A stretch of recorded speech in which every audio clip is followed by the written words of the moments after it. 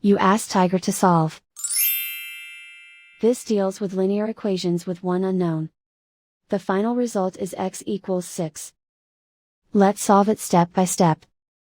Group all constants on the right side of the equation. Subtract 2 from both sides. Simplify the arithmetic.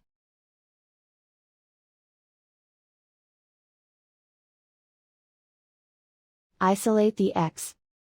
Divide both sides by 3. Simplify the fraction. Find the greatest common factor of the numerator and denominator. Factor out and cancel the greatest common factor. And so the final result is x equals 6.